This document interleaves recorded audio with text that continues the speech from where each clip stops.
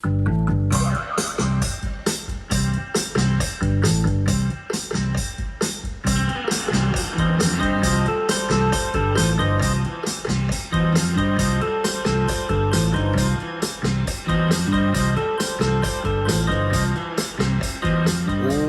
good, Humbl3 Fam? It's time to come in one more time for another little visit with us here on the Humbl Show. Thanks for being here with us, Humbl3 Fam, wherever you are. That'd be Patreon, that'd be on your favorite podcast app, or YouTube, even as well. I am Grant Fletcher, joined as always by my two co-hosts, Moonbeam Hallows and Brandon Cox. What's good, everybody? Hey.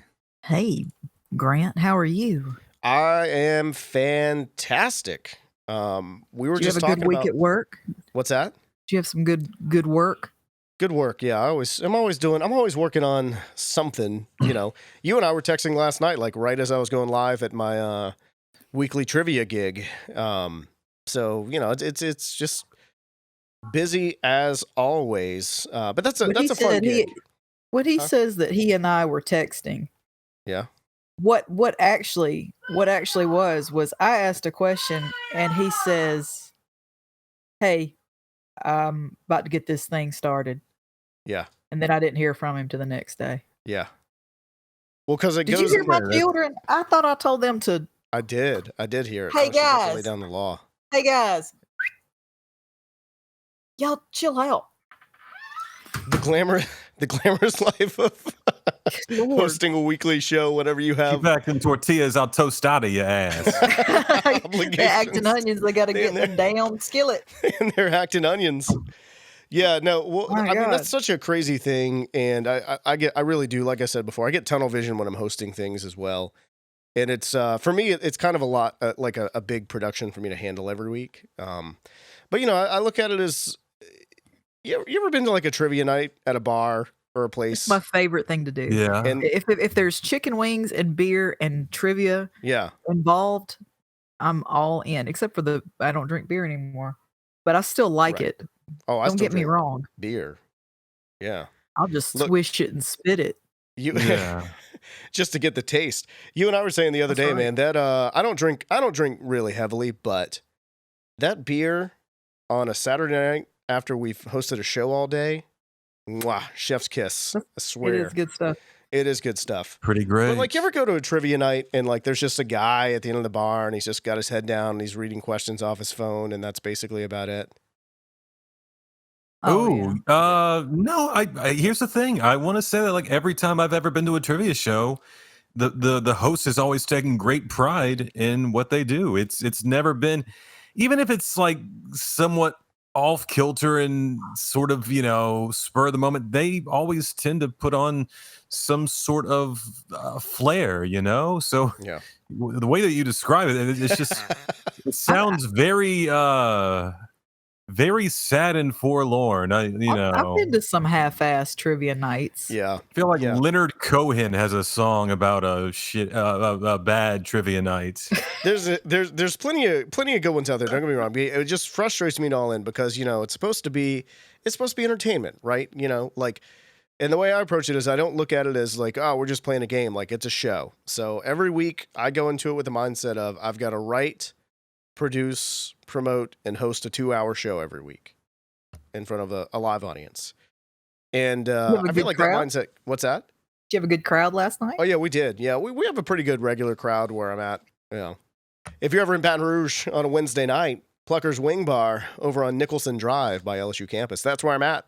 8:00. Heck yeah. We're actually doing our annual. No, we do it twice a year actually. Typically, our annual our Disney game at the end of this month here. So. Oh, fun. Yeah, that one always usually like if we get through a Disney game and the fire marshal doesn't show up, we've done pretty good because way too many people show up for Disney. But it's a good time. People love Disney, man. I don't want to throw shade on Disney adults, but that phenomenon is real. Yeah. Because, I mean, you can't be sneaking kids into the bar for the trivia. Yeah. well, it's a restaurant. You can have kids in there. But it's funny because like I like that you mentioned the whole Disney adult thing because a lot of people look at it as really cringy, but at the same time, it's like just do what you like. Think about what we do. You know what I mean? Oh yeah. Like, Oh yeah. Listen. yeah. Speaking of that. Oh yeah. So today I get already know where this is an going, I think. application for a vendor, and and I'm reading it, and I'm like, oh Lord, this guy right here. It says, list any prior convention experience. I have attended numerous Comic-Con conventions, mostly as Sir Bama Victorious at a level 18. Yeah, it's words I can't pronounce. Sir Bama, like Bama is in Alabama, right? Yeah, Sir Bama Victorious. I often joust at events. I have designed my own coat of arms. Due to a hip injury sustained by battle, I am unable to suit up. Accordingly, I choose to serve. Anyway, I kind of listen. I just kind of half read they it. went all in, so I was like, well, and it's all for naught because anyway, I went and like looked up like how to speak Renaissance fair so I could write this guy back and like, make him feel super included. Old boy wrote me back and was like, Moonbeam, look, please take me off your mailing list. Someone has obviously played a practical joke on me. And I don't want it to, if he wouldn't have told me to take him off his list, I almost wrote him back and was like, look, you find out who that was and tell them to call me. Like, I need them in my life. That is that is a lot of commitment for the sake of, oh my God, it was so funny. Cordial discourse. If someone uses some BS internet word I don't know what it is, the conversation stops. That was a very cordial thing. Could you imagine like what the blow to your ego it would have been if like you had gone through all the trouble and wrote them back and then they just replied, yeah, go ahead and take me off your mailing list. Yeah. Well, I mean, I did reply. But what I'm saying is like, they didn't explain it any further. Like you just went through this trouble and you wrote this thing and they're like, yeah, that's going to be a pass for me. Sorry. Yeah, I know. It almost hurt my feelings a little bit. And then I was like, no, that is absolutely something I would do to my dad. Oh yeah. That sounds about right. If I could, I would. Yeah. It wouldn't make sense for me to do it to my dad, but if I could, I would. Y'all, and we're talking about like just being busy and working. I mean, it's just like crazy because Alabama Comic-Con is so close now. This is going to drop on, the 11th or 12th if you're on Patreon, 13th everywhere else. And then really we got, a little over a week after that.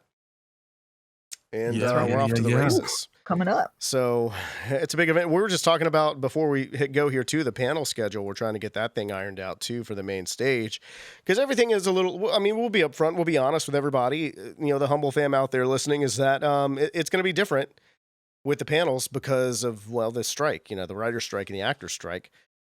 But we're still going to have a very full panel schedule. It just won't be all the regular people you're used to. Well, it won't be a lot of the actors. They're not going to be up there. They're not going to be talking about, they're not going to be talking about work. I'll tell you this. One of the people we are going to have at Alabama Comic-Con that we are going to do a panel with is going to be Tim Jacobus, who is the guy who illustrated most of the original Goosebumps covers. He illustrated over 90 of the original Goosebumps covers. And those are so iconic. So iconic. And it's so sick too. And he even said because we worked with him. He's so cool because we worked with him at I think it was the first Preserve Halloween Fest. It was the very first one. And he said, whenever they brought him on board, they'd already put out one Goosebumps book, and they were looking at him and one other artist, and they told him, "Yeah, we're probably going to do another 2, maybe 3 of these Goosebumps books, and then we're going to move on." And the rest is history. Right. I think that there is a very distinct art in having illustrations so appealing that, like, I distinctly remember being like 4 and 5, like seeing the covers of those books, seeing the illustrations, and like I want those. I want those immediately. And like my parents are like, those have a lot of words in them. I'm like, I don't care. I want it now. Give it, And they're like, hey, no, like maybe for a holiday. And then I would get it. I would get it for a holiday. Yeah. And then there would indeed be a whole lot of words. Whole lot for of words, a yeah. 5-year-old. Oh yeah, for sure. Yeah, when you're that age, it's definitely a lot. But I feel like, that actually got a lot of kids, that was the kind of thing that got a lot of kids our age into reading, as much as we do as well. So it was a really good thing, I think, for our generation. And my daughter, my 6-year-old, still likes the TV show. Oh yeah. Which Isn't is there a new one? I don't know. They made those movies. They made one with Jack Black, and then they made a sequel that did not have Jack Black. I'm not sure what they were thinking. Yeah. Which is a mistake. But the Jack Black one was actually pretty good. We liked it a lot. Whenever it was fun. R.L. Stein makes a little cameo at the end there. Yeah, he does. People always tend to romanticize, the brick and mortar stores that we don't have these days. But here's the thing. So I distinctly remember back in the mid to late 90s, there was like some iteration of Goosebumps where the issue was like the ooze or the goose or something like that.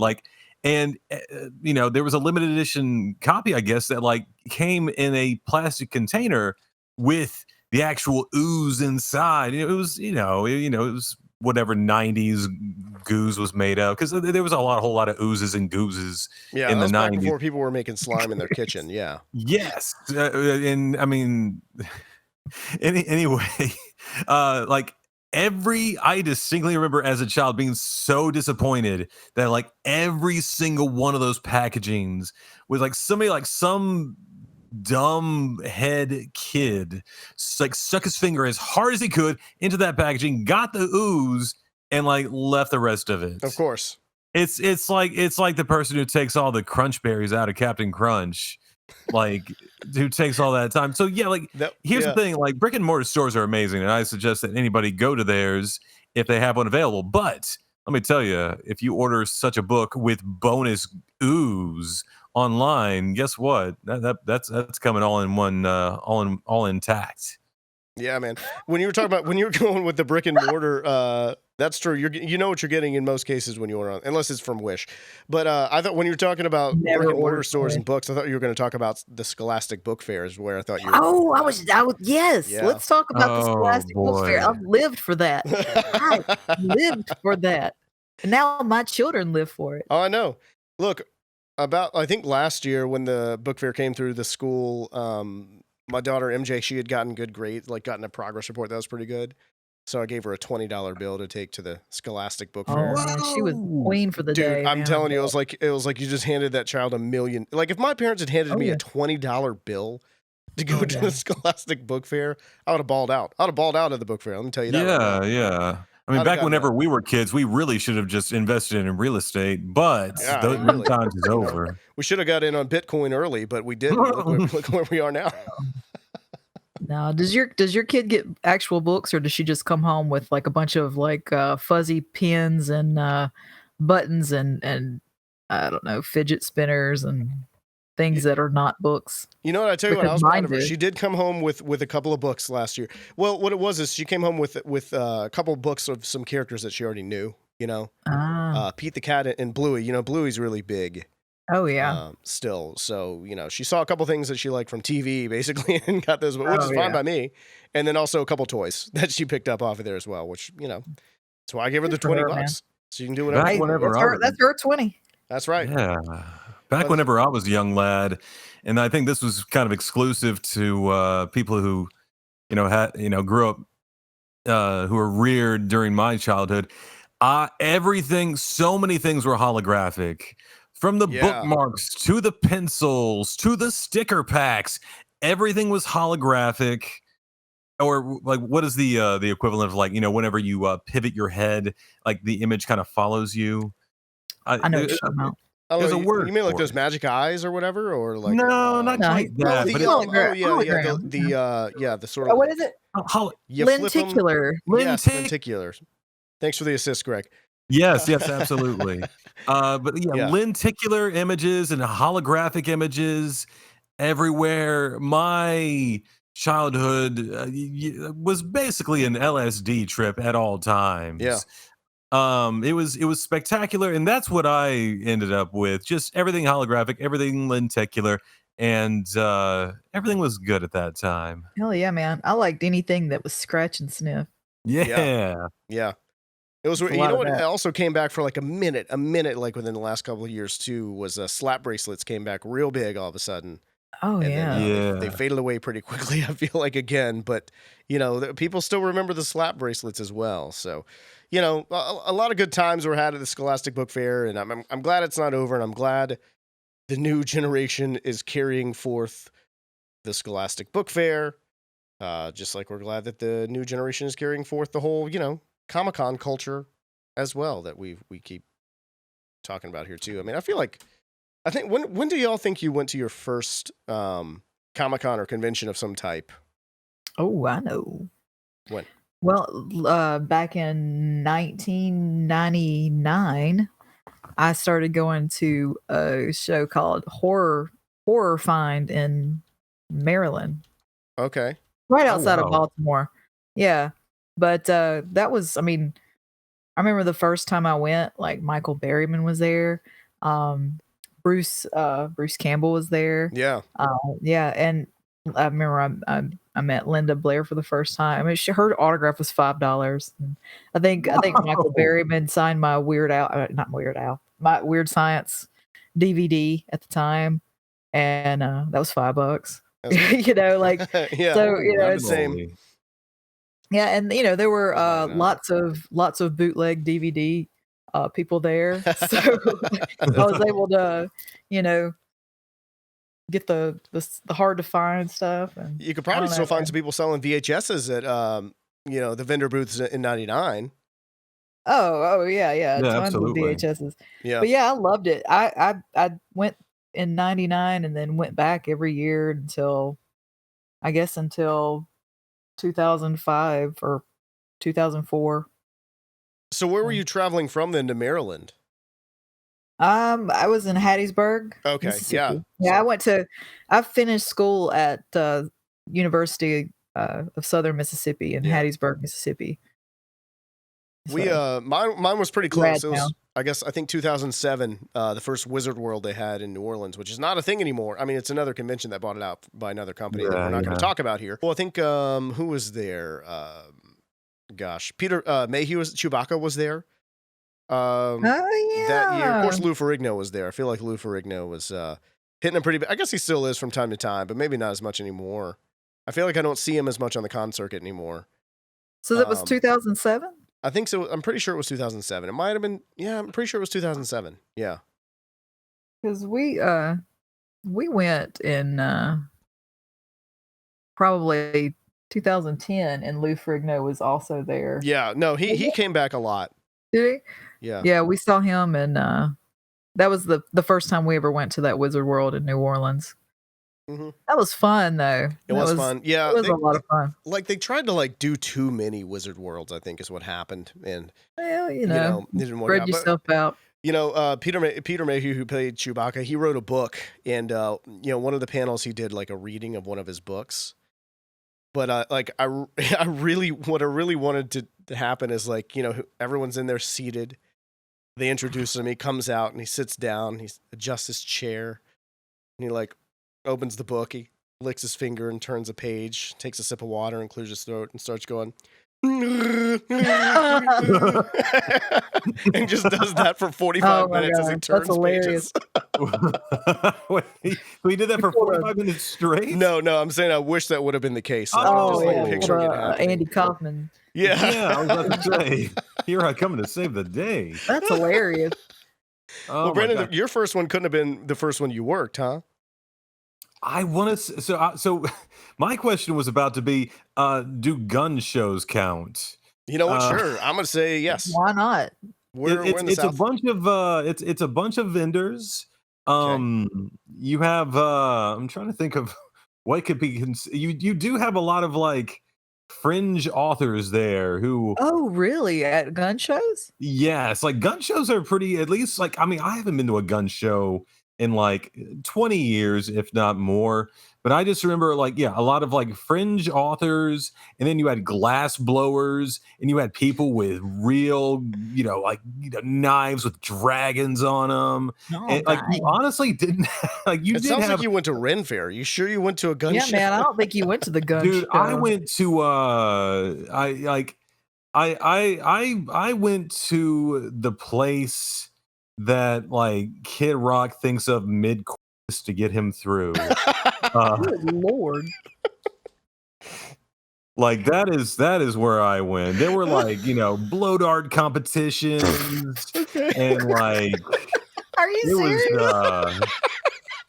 I you can't had even things tell. made of alligator that you never thought could be. Oh my God.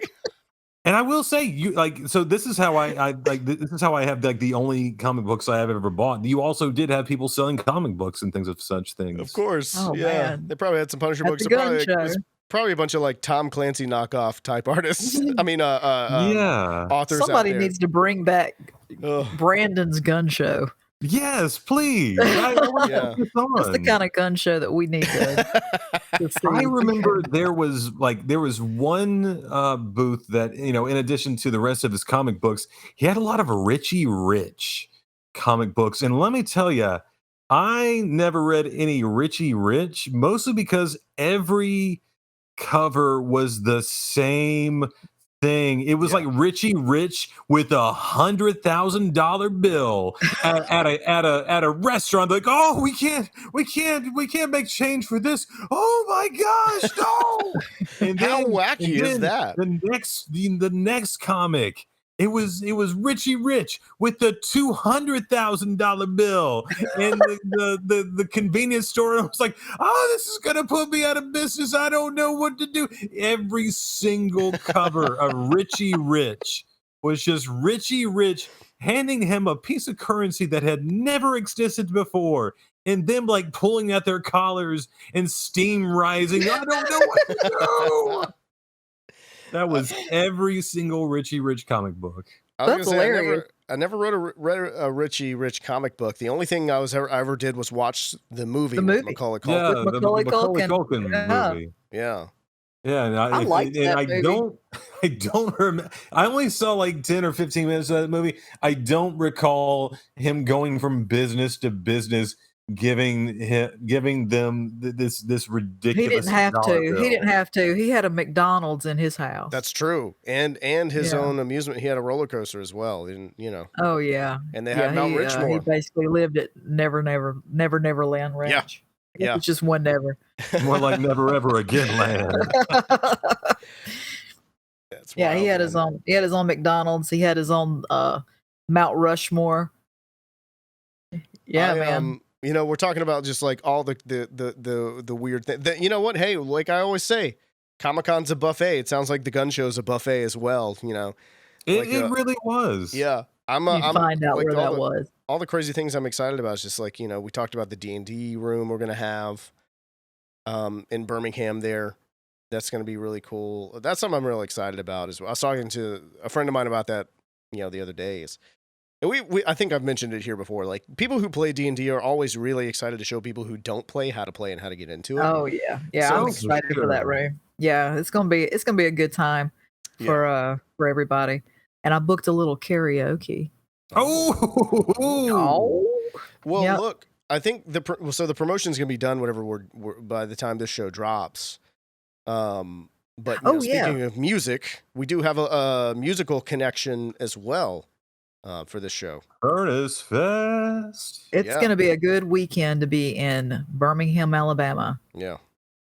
Yeah, Furnace Fest is gonna be going on. Sorry. No, I was just gonna give the location. Tell us. Well, somebody else is gonna have to do it. Is it It's in Birmingham. Sausage Fest? What is it called? Saugus, I believe. Furnaces? Yeah, the Furnace Fest going out there. It's an annual thing, big music fest out there, happening that same weekend as well. So we're definitely going to be seeing some folks coming in from Furnace Fest. Oh At yeah, that one there too. And then we got a promotion we're running. As of right now, it'll be over by the time we're done. But it's show your wristband, and what happens now if you you get $5 off. yeah. So come in with your Furnace Fest gear on with your wristband, and you can get $5 off. $5 off of your ticket. I want to watch. So. I want to do Furnace Fest one time. It looks really good. Pennywise is Oh, playing. I saw looks- Pennywise play all of their About Time album front to back in New Orleans. Yeah. Back in Where's I the think 2017. location of this place, man? Where is it? It is at. Hold on, I'm looking at it right now. It's the Good Lord. like Saugus Furnace What's it called? Where is it? place. It's whatever. not on there. I forget what it's called because it's Is like it Sloss Furnaces? It's called something like that. That's what it's called? Sloss Furnaces. Tell you what, I bet you can Google that. Yeah, just go down. Just go to It Birmingham. It doesn't Yeah. actually down the say window. specifically on the website, at least not on the thing. Sloss Furnaces, yeah. I think Saugus Yeah. might be a location in Fallout 4, and that might be. I played a lot of Fallout 4 for a while. It's been a minute since I played it, Sloss Furnaces, Sloss, National that's what it says. Historic Landmark. Yeah. Guys, I gotta do some promotion within this promotion that we're doing. I just found out on Saturday we got some good old Mississippi boys, MS Paint, playing. Yeah? MS No way. Paint released one of the best albums of 2023. It's fantastic. Go check them out. Are they playing at Furnace Fest? They're playing at Furnace Fest on Saturday. Oh, Yeah. my God. But in addition, so I'm taking a look at this poster, and like underneath, like, you know, the headliners, everything, as opposed to being organized by, you know, maybe like popularity or something, it's all alphabetical. So I'm seeing a lot of bands that like I didn't see the first time around. Holy crap, Gorilla Biscuits are coming. Like, here's the thing. And I'm gonna mispronounce this boy's name. Walter Schriefels. Perhaps is his name. Sure. I am a fan of every single band that he's in. Like, even like the bands that only recorded demos, and like you can only find them on like blogspot sites, you know, in the link is dead, and you have to email the guy and be like, hey, re-upload this link, dude. I want to hear this music. Yeah. And the guy's like, hey, I posted that 14 years ago, but yeah, for you, I'll re-upload it. Sure. Since you're the first one who's asked in a while. Yeah. This guy, he hit a band called World's Fastest Car. And I feel like the world missed out because he never recorded a full-fledged, full-length or anything like that. It was just a demo. That's awesome. We got a band called As Cities Burn playing there on Sunday. They're from Baton Rouge, and That's awesome. Between the Buried and Me, their singer lived here in Baton Rouge for a while too. Oh, really? I didn't know we got a lot that. of mutual friends. So you know, they're Living Sacrifice. representing on I've seen Sunday. them about 14 times. Who? Living Sacrifice is playing. 14 times. I've Is that seen the them a band you've lot. seen the most, On this bill? or just in general? I don't know. I've seen a lot of bands a lot of times. Yeah, that's true. Uh, For me, it's Guar. Yeah. you know, I've never seen Guar live. So it's I fun. mean, you know, it's whatever now. It's been a but- while since I've seen them, but no, it's still fun even after, you know, Dave Broccoli died. But yeah, I've probably seen Guar about 10 times. It's crazy. I'd like to see Training for Utopia. Yeah. So that's a cool cross promotion that we got going on for Alabama Comic-Con over there in Birmingham. I'm also excited that Mick Foley's going to be back with us as well. We talked a bit about the wrestling stuff. Mick last Foley, time. man. Yeah. He's a class act. Cool dude, right? Like, so my daughter, MJ, she'll watch wrestling with me from time to time. And so she definitely knew who Mick Foley was. And so I moderated his panel on Sunday. And then my family showed up like not long after. And, you know, my daughter, she's got to meet Mick Foley, right? So I take her over to his table and he's talking to somebody. So we're kind of like, oh, we'll wait here for a second while he finishes up talking. And while we're waiting there, she makes the whole, like, you know, dad pick me up motion. So I pick her up and she says in my ear, she says, I'm kind of nervous. And I said, well, you know, everybody who's been in this line all day today has been nervous, so it's okay. And so she goes up there, and here's the thing about Mick. He will sit there, you know, like he's like, come here, sit next to me, let's chill. I'll sign something for you. He's going to take a picture with you as Mick Foley. He's going to take a picture with you as Dude Love. He's going to take a picture with you as Cactus Jack. He's going to take a picture with you as Mankind. Like, he's going to do the whole thing, you know, right? And maybe even do a little video with you too. Like, he definitely makes sure that he goes above and beyond. And she's about to hop down off the chair, and she goes, oh, can I see Mr. Sacco again? And it's like Sunday, getting towards the end of the day. And he goes, well, here, you can just have him. And her first Whoa. reaction, and her first reaction is like, I can't take Mr. You need him. And he's like, look, I promise you it's fine. And so he like takes him and signs him real quick and hands him to her. And she's like, okay, I'll just keep him for the weekend then. And he like laughed. I was like, okay. And she just, it was like one motion. She jumps off the chair and slides Sacco on her hand all at the same time and just starts like terrorizing the convention floor. And then she runs over to Tyler Johnston's table, who is Stuart in Letterkenny, and starts threatening to put the mandible claw on him. Oh my Lord. And then Tyler Johnston starts like selling it real big, like, oh no. So that was her big moment at Louisiana Comic-Con back in March. Oh man, she's so That cool. is adorable. It was a lot of fun. Oh my gosh. So yeah, y'all, even if you're only like kind of interested in meeting McFoley in sort of like a cursory sense, you That's really need definitely to worth it. go meet him. He's great. And I'm excited about working with Kevin Nash and DDP and Ruby Soho as well. And who knows, we might even have another surprise guest to announce before we get there. Surprise. Who It knows? might happen. We're not going to tell anybody. We're not going to tell you Yeah. who it would be or when it would be or when we're going to say or if it's going to happen. But y'all keep an eye on Alabama Comic-Con over on Instagram and Facebook. That's all I'm saying. Chances are. We've done a lot. I feel like we covered a lot of ground already. We covered the Furnace Fest connection there, the D&D room. What's going on with the panels? We're still building the panel schedule. Oh yeah, we got gaming tournament. Oh, Texas Gaming's going to be back. Sleeping on that gaming tournament. You put that back on. Man, we got Mortal Kombat 1 tournaments. We got the new Street Fighter 6 tournament coming out there. That's going to be a busy room. Not to mention Desert Bus. Not to mention Desert Bus. Callback. Yeah, Desert Bus. You know what's funny is Brandon posted a link to that Desert Bus, and I scrolled all the way through it. It was like however long it was, like 4 hours. 8 hours. Yeah. Well, Yeah. I scrolled through the whole video just That's to see awesome. what happens. And what happened? It gets dark. Uh-huh. And the vehicle stays on the road. There's not shit else going on. And then eventually it parks. And then starts back up. You were right, Brandon. And then you go back. And then that's like, it. yeah. I Teller I pulled some scrolled through wild it. stuff back in the 90s. They really did. With their media. I they was released. hoping, I was hoping when it got dark that there would be. Do you remember that movie In the Mouth of Madness where they're just driving? Sam Neill. And then do what? Sam Neill, yeah. Yeah. So they're just driving at night, and all of a sudden, this guy that looks like Doc Brown from Back to the Future comes riding on a bicycle, like towards them. Yeah. Mm-hmm. Do you guys remember that? I mean, movie? I haven't seen it in watched quite a this long movie time. I think I remember this.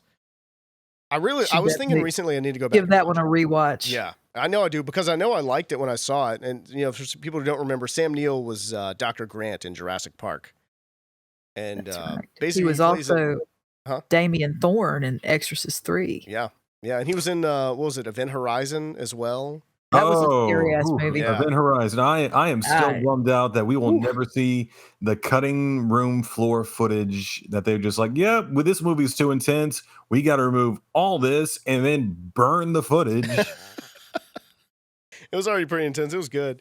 I watched it in the theater, and I think I left crying. It was so scary. Mouth of Madness is good because if I remember correctly, so he's like an author, like a Stephen King-esque author. Sutter Kane. Yeah, Sutter Kane, and he comes across like basically a town that he created for his novels. Well, no, he's like not. He's not the author. He's not the author. The author. Okay, see, that's what I'm saying. I saw it a long time ago. Coots was the author. Sutter Kane is like a kind of like the god of this Cthulhu town. Okay. I don't know. It's a weird flick, man, but it's good. Yeah, I enjoyed it. Well, now I'm gonna go back and watch it because I don't remember it even as well as I thought I did. Yeah. The one aspect of the movie that I could not look past was the whole, hey, world's blue now, haha, gotcha, and it's like, you got me. It's like, dude, it's just that that is the cheapest effect. Like they tinted the film blue. Yeah, they just needed to make a point, and they did. That's rad. Look, I honestly don't know if I remember the plot of that flick. Honestly, like I'm over here thinking about it. It's like, was he the author? No, No, I don't he know. I don't wasn't. He believe so, wasn't 'cause Sutter y'all Kane. He was. He was. Yeah. He was going to. Oh my God! What? but he's like familiar with the work though, right? Like he's Yeah, like, oh, because he but meets this everybody old that's lady. He's like, reading, well, she's actually a monster, right? And then she yeah, was actually a everybody that's monster. reading Sutter Kane like starts. Okay. Start losing their gourd. Yeah, I can't remember. You know Yeah, what? okay, yeah, Tell you he's what, like we a- all just need to yeah. rewatch it. How The about guy in the that? suit. Yeah, let's do It's been it. a minute. Let's do it. That's Y'all your, go that's back your, and that's watch your homework podcast. Add that to the Madness. Demolition Man flick. Demolition night. Man. Demolition Man, Batman, and there was another And movie that we in said. the mouth of madness. Then there was another Big one. Trouble in Little China, I think we talked about too. Yeah. Well, add that to your list, y'all. We're gonna do Oh, a yeah, Humble he's Fam a private eye. movie watch list and Private Eye as well, I guess. So since we're on the subject of movies, I do have a movie game for us to play. Let's do it. Do y'all remember sequel 2, The Quickening? You know what? Let's go over the rules again for the kids Okay. at home. So I'm gonna name a movie, and then you tell me the name of the direct sequel that came after the movie, the next one. But you have to give me the full, exact, correct title. So, Oh, right. Do we just yell it out? I'm gonna go to y'all one at a time. I think who did I start with last time? I think Moonbeam. Did we start with you last time? Sure. I think you went first last time, so we'll go with Brandon first this time. All right, here we go. Brandon, what is the movie that was released after Mamma Mia? Mamma Mia 2, Seeds of Evil. Seeds of Evil. It took a turn. It took a weird turn. No, that is not it. Moonbeam, do you have a guess? Y'all are gonna be so mad. Mamma Mia 2, Eurovision 2013. Yeah. No, I have no idea. it was actually no. Throw Mamma Mia from the Train. No, I'm kidding. It is. It's Mamma Mia. Here we go again. Imagine that. Because I get it. The song. No, I get it. That's okay. Moonbeam, I'm gonna start with you on the next one here. Okay. All right. What was the next movie released after The Bourne Legacy? I mean, I have no idea. I haven't watched nair and You've one seen of none those of it? Jason Bourne movies. What do you think, Brandon? The Bourne Trinity. All right, y'all are gonna be another one you're gonna be mad about. The last one's just called Jason Bourne. That's it. Oh, Because here's the thing: The Bourne Legacy was the one that he was not in. Matt Damon was not in. you know, Jeremy the thing Renner about was like the guy in the pro. Yeah, what now? yeah, no, And then Jason. Bourne. I've heard I good didn't- things I didn't see about any of those movies, either. but I didn't watch. fun. I didn't watch none of them. I mean, they're I not going to just change your life, but imagine- they're fun. I Oh, just they're fun. imagine that it was Matt Damon like running the entire time, and I could picture that in my mind. Pretty much. So I saved myself a few bucks. Yeah, pretty much. You know, you know what, Brandon? I think you just wrote about 90% of the next one. So submit that script now. Fan fiction, baby.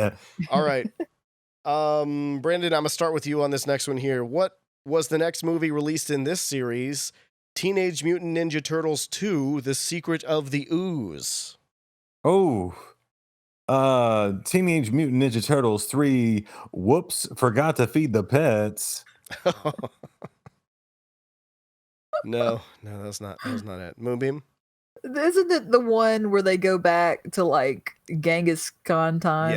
Yes. Okay, so Teenage Mutant Ninja Turtles 3, Mongolian ninjas. Mongolian ninjas. No, I do think we should mention though. Kevin Nash, our guest at Birmingham at the Alabama Comic Con, was in Teenage Mutant Ninja Turtles 2. Because he was Shredder. He was the Super Shredder. Yeah, at the end of the movie. Yeah. No. The third Ninja Turtles movie is called Teenage Mutant Ninja Turtles 3. That's it. That's the whole title. There's nothing else. Oh, are you serious? 3, that's the whole thing. What the hell, Grant? That was a trick question. I mean, I said part of it. It wasn't. It really wasn't. It was. Their budget got slashed so much they couldn't even afford a subtitle. Dang. Okay. Moonbeam, I'm gonna go to you first on this next one here. Okay. Live Free or Die Hard?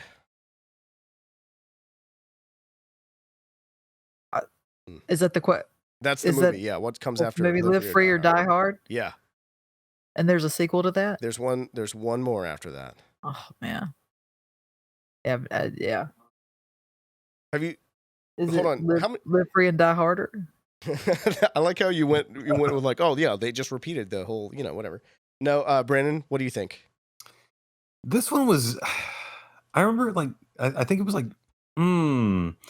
it was shortened and then, I don't know.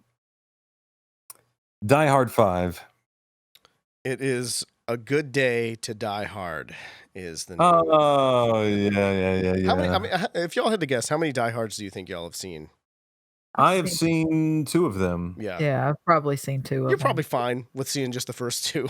I mean, they're all fun again. It wasn't even the first 2. I've seen the first one and then Live Free or Die Hard. Okay. Yeah. The first 3 I think is good too. All right. Brandon, Alvin and the Chipmunks, The Squeakquel. What was the next movie? Oh.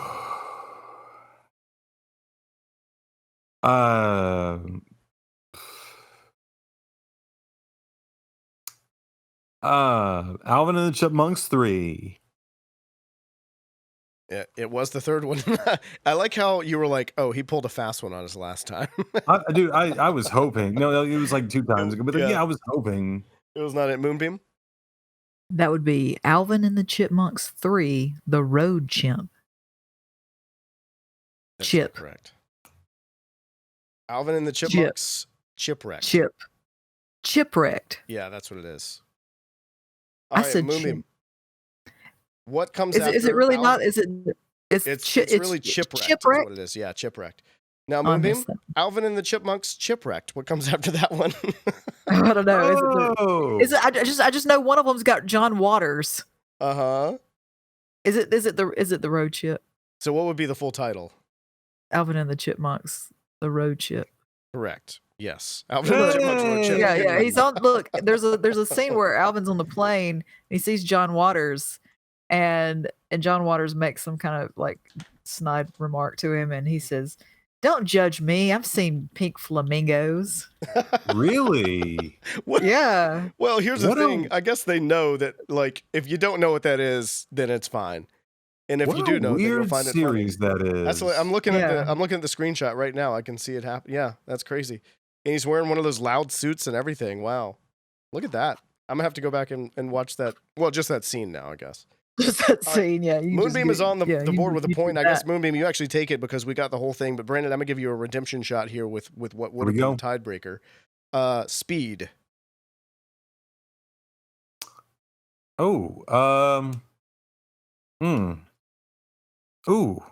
Speed 2. What's the full title? Oh, there's more. All right, I'm gonna give you a hint. They're on a boat on this one. They're not on a bus. They're on a boat. Oh, okay. Speed 2, motorboating.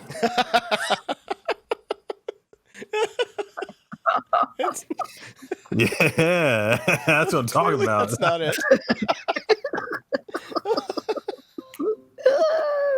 Oh gosh. Oh, okay, let me compose myself for a second here. Moonbeam, do you remember? Man, I don't know, man. Isn't Sandra Bullock that one? Yeah. She came back, but Keanu did not come back. Yeah. So like, it was the guy from Lost Boys. Yeah, Patrick Bateman. No, that's not his name. That's Jason Patrick. Yeah, Patrick Swayze. Was it? Not him either. Was it not? It wasn't. No. Brandon said Patrick Swayze. I said it was not him either. Oh. Yeah. So Moonbeam, do you have a guess? What's the full title of the movie? Nah. I'm gonna say Greg's listening. Greg, do you remember? Hey, the Greg, title? what was the name of the sequel to Speed? He's thinking about it. He doesn't know. No. He doesn't. All know. right. The one on the boat is called Speed. Yeah, it wasn't as good as the first one. Speed 2, Cruise Control. Cruise Control. Yeah. All right. Those silly. Excuse me, Moonbeam. You came back and you redeemed yourself for your loss last week against Brandon with 1 point here today. To Brandon's no That sucks.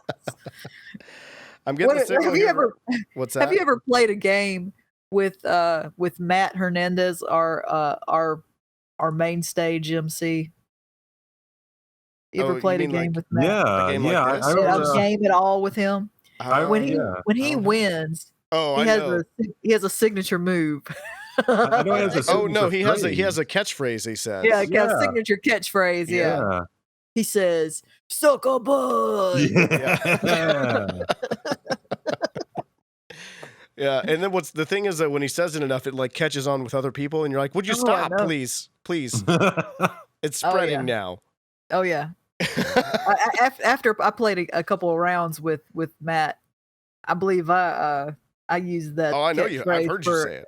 Yeah, I bet I used that for a week straight. Always in his The presence. thing too. is, in the year 2023, anybody's gonna be like, well, all right. Yeah, what are you gonna do? All right. Well, I have gotten the signal here that we need to wrap this thing up. What did we miss? What did we miss this week? Did we hit everything we wanted to hit? We talked about Alabama Comic-Con. We talked about Texas Gaming Empire running our panels. We talked about the panel schedule coming out soon. If it hasn't already, again, keep your eye on Alabama Comic-Con on the socials.